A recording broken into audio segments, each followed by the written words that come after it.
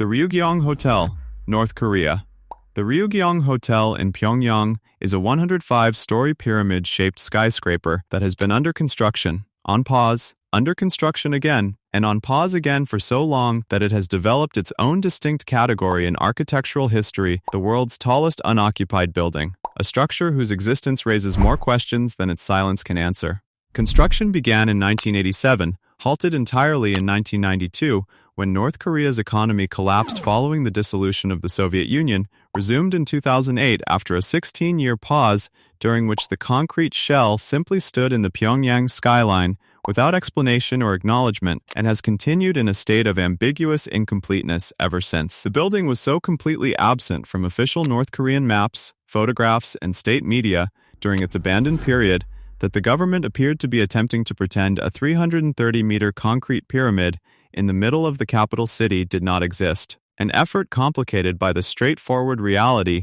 that it is visible from most of Pyongyang and impossible to photograph the city without including it. What makes this building distinct from other unfinished architectural projects is the scale of the denial surrounding it combined with the scale of the structure itself. This is not a modest failed development quietly acknowledged and left to decay, but one of the tallest structures in Asia sitting in the center of a capital city whose government spent years insisting it was not there. Engineers who have examined available information about the building have raised serious questions about whether the concrete poured during the original construction phase remains structurally sound after decades of abandonment, suggesting that the building may be as difficult to complete as it was to abandon. The rotating tower, Dubai. The dynamic tower proposed for Dubai, designed by architect David Fisher, describes a building in which every single floor rotates independently of every other floor, driven by wind turbines installed between each level, creating a structure whose silhouette changes continuously and never presents the same profile twice. The concept exists at the intersection of genuine engineering ambition and a specific aesthetic vision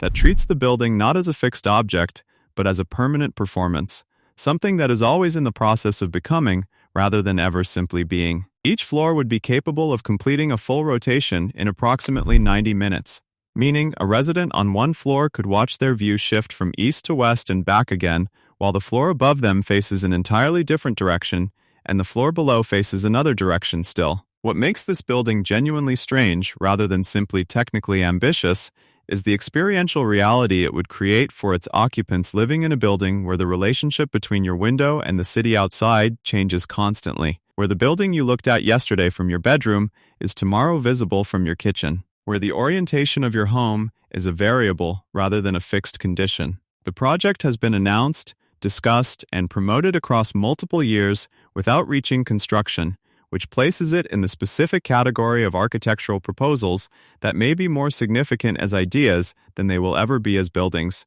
regardless of whether concrete is eventually poured. The Longaberger Basket Building, United States. The Longaberger Company headquarters in Newark, Ohio, was built in 1997 in the precise shape of one of the company's signature picnic baskets, scaled up to a size capable of housing a 7-story office building, complete with handles arching over the top of the structure that weigh approximately 150 tons each and are heated in winter to prevent ice formation. The building is approximately 160 times larger than the actual basket it replicates, a fact that sounds straightforward until you are standing in front of it and the mind attempts to reconcile the familiar domestic object with the building-sized version of it occupying a standard commercial plot in a Midwestern American town. Longaberger's founder insisted on the design over the objections of architects who pointed out that a giant basket is not the conventional form office buildings take, and the result is something that functions as functional commercial real estate while looking like a prop from a film about a world where household objects have been enlarged to threaten civilization.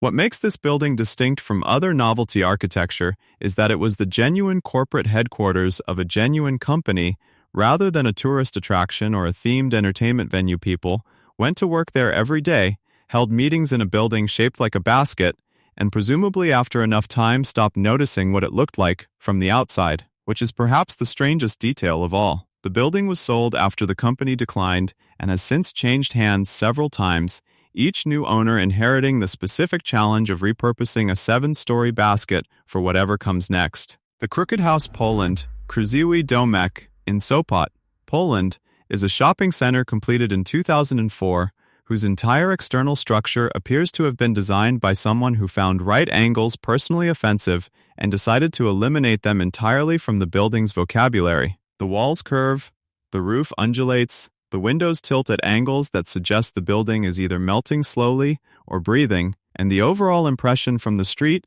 is of a structure that exists in a slightly different relationship to gravity than the buildings surrounding it. The architects, Sadusai and Zalewski, drew their inspiration from the illustrations of Polish artist Jan Marcin Sancer and Swedish illustrator Per Dahlberg, whose work in children's books featured exactly this quality of cheerful structural impossibility, and the translation of that illustrative style into actual load-bearing architecture required engineering solutions that were considerably more complex than the playful exterior suggests. What distinguishes this building from other deliberately unusual structures is the completeness of its commitment to the aesthetic. There is no portion of the exterior that retreats into conventional geometry as a concession to practicality, no corner where the building decides to be normal for a moment before returning to its curves. The interior is entirely standard commercial space, which creates a specific dissonance where the experience of being inside the building gives no indication of what the outside looks like,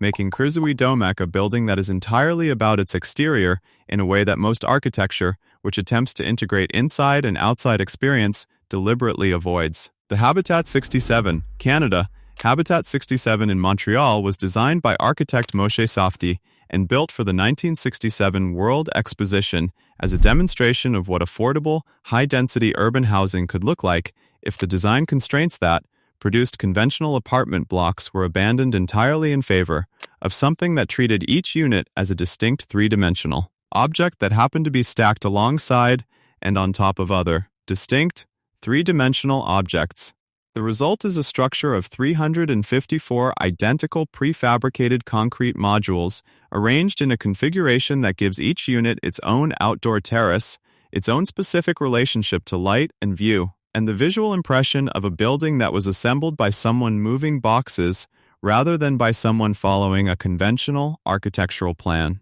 The modules are connected by elevated pedestrian streets and bridges that run through the interior of the structure, creating a community circulation system that exists entirely above ground level and gives residents the experience of moving through the building as though through a small elevated neighborhood rather than along a corridor. What makes Habitat 67 genuinely strange rather than simply unusual is the gap between what it was designed to demonstrate and what it actually became intended as a model for affordable mass housing. It has over the decades transformed into one of Montreal's most desirable addresses, its units selling for prices that place it firmly in the luxury market, making it a demonstration of the opposite of what its architect originally intended, while simultaneously proving that the design itself produces a quality of living environment that people are willing to pay significantly to inhabit. The Nakajin Capsule Tower, Japan. The Nakajin Capsule Tower in Tokyo was completed in 1972 and designed by architect Kisho Kurokawa as a literal physical expression of the metabolism movement, a Japanese architectural philosophy that treated buildings as living organisms whose parts could be replaced, upgraded, and exchanged as they aged, rather than as fixed structures destined to be used until demolished entire. The tower consisted of 140 individual capsule units, each measuring roughly 4 meters by 2.5 meters, attached to 2 concrete service cores and designed to be detachable and replaceable by crane as they reached the end of their useful life, meaning the building was theoretically capable of renewing itself indefinitely rather than aging toward inevitable obsolescence. Each capsule contained a circular porthole window, a built-in bed, a bathroom unit, a television, and enough space for a single person to sleep, work, and exist in the compressed, efficient manner that Tokyo's relationship with urban space has always demanded. What makes the Nakajin Capsule Tower one of the strangest buildings ever constructed is the complete failure of its central premise in practice. Not one of the 140 capsules was ever actually replaced during the building's entire operational life, meaning the mechanism that defined its architectural philosophy and distinguished it from every other building ever built was never once used for the purpose it was designed for. The building was eventually demolished in 2022, its capsules distributed to museums and collectors around the world, ending the existence of a building whose most important feature remained theoretical from the day it opened until the day it came down. The Biosphere, United States and Canada. The United States Pavilion, built for the 1967 Montreal World Exposition, was designed by Buckminster Fuller as a geodesic dome approximately 76 meters in diameter and 62 meters tall, a structure whose engineering logic was so internally consistent and so unlike the logic of any conventional building that it created a new category of architectural thinking that continued influencing. Designed for decades after it was built, the dome enclosed its own atmosphere, its own climate to some degree, and a total volume of interior space that made conventional comparisons to other buildings feel inadequate. This was less a building in the traditional sense and more a human-made environment, a controlled sphere of space dropped into the city like a bubble. A fire in 1976 destroyed the acrylic panels that originally covered the steel frame, leaving the skeleton exposed and transforming the structure's appearance entirely, replacing the enclosed luminous sphere with an open geometric lattice that sits in the St. Lawrence River with a quality somewhere between ruin and sculpture. What distinguishes the biosphere from other unusual structures is the completeness of the geometric idea underlying it. Fuller's geodesic principle produces a form that is structurally efficient, visually distinctive, and entirely unlike the rectilinear logic that governs almost every other large building ever constructed, meaning the biosphere does not look different from conventional buildings the way an unusually shaped conventional building looks different, but different in the way that a sphere differs from a box, at a level of fundamental geometric philosophy rather than surface decoration. The stone house Portugal, the Casa do Penedo in northern Portugal, sits in a mountainous area of the Fife region and was built between 1974 and 1976 by a family who used 4 large granite boulders as the literal walls and structural supports of their house, constructing a conventional domestic interior within the spaces between the rocks rather than building walls from the ground up in any normal sense. The boulders that formed the house were already present in the landscape, enormous pieces of granite deposited by geological processes and sitting in their positions for far longer than any human structure in the vicinity, and the builders worked around them, using them, incorporating them, treating them as given conditions rather than obstacles to be removed. The result is a house that appears to have grown from the rock rather than been placed upon it,